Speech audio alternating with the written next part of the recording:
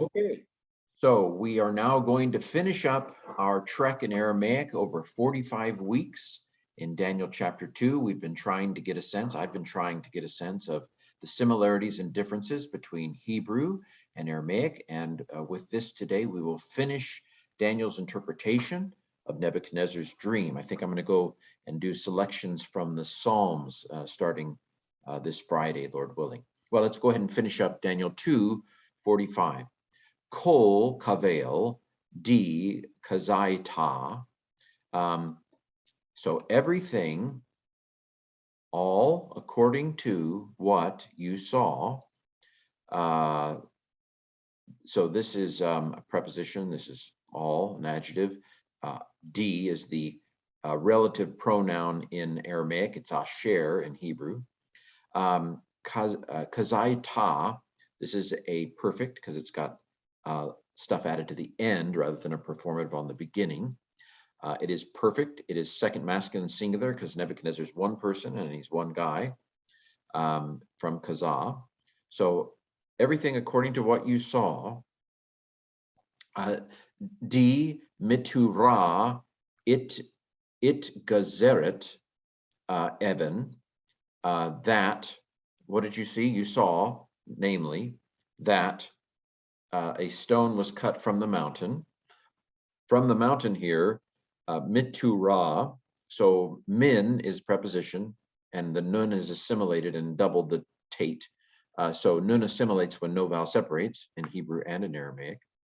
And then this kamatz aleph is the, right, from the mountain. Tur is Aramaic for mountain. In Hebrew, it's zur with a zayin, one of those consonantal shifts between Hebrew and Aramaic. So what you saw, namely, that the stone was cut from the mountain.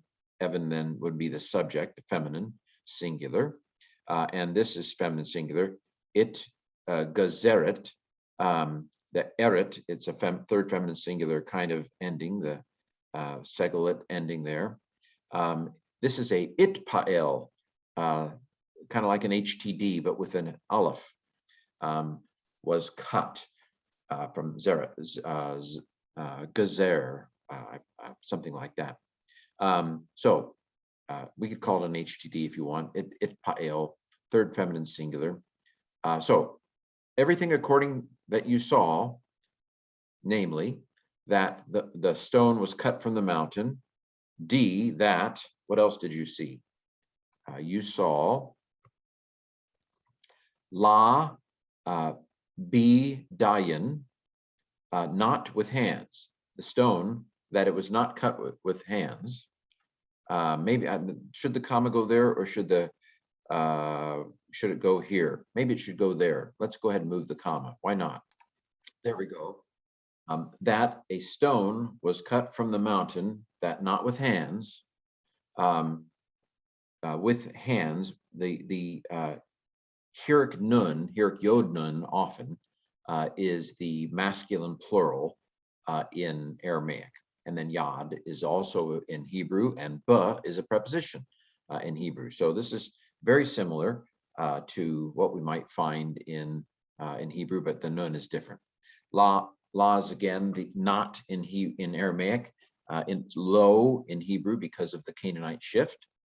Okay, so v'haderet deket v'hadeket par zala na kasha kaspa.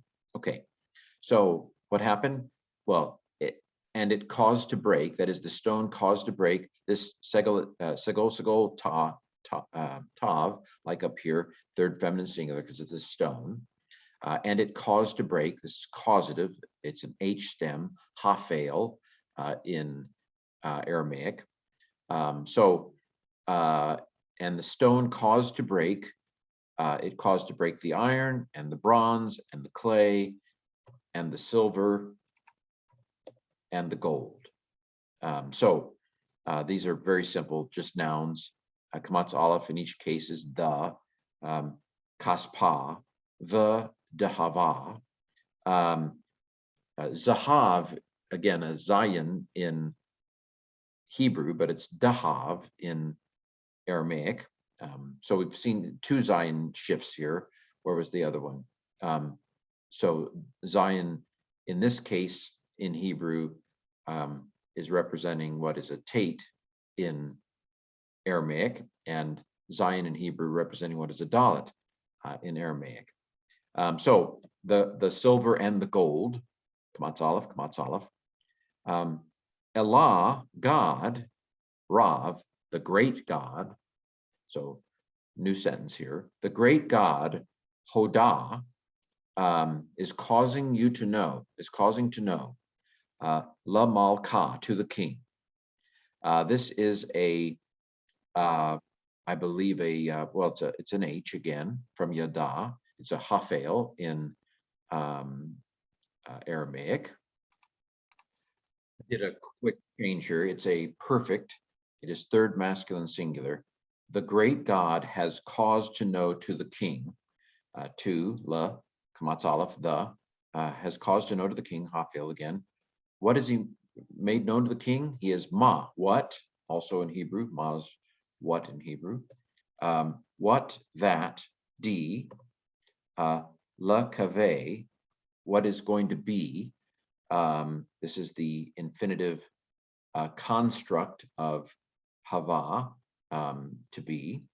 Akare, after, Dana, after this. So Zeh is this in Hebrew, but Dana, we've seen that a few times in this chapter. God has caused the king to know what is going to be after this. And then we end it with Vayaziv, Kelma, Umaheman, Pishra. And certain, Yaziv, and certain is the dream.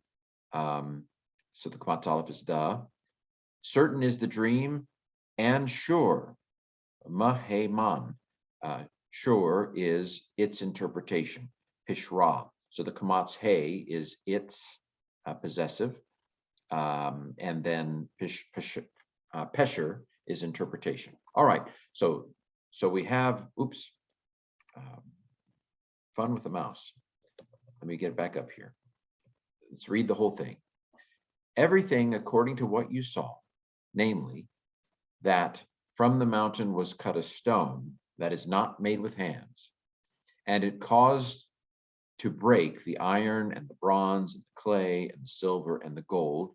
Again, the mainstream interpretation is that the gold is the Babylonian Empire, the silver is the Median Empire, the clay, the bronze is the Persian Empire, and the iron is the unified Greek Empire, and the clay is the divided Greek Empire.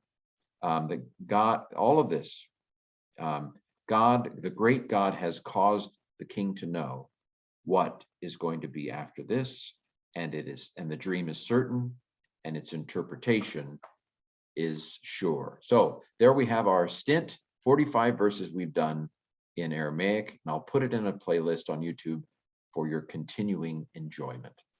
Enjoy. See you with Hebrew on Friday, Lord willing.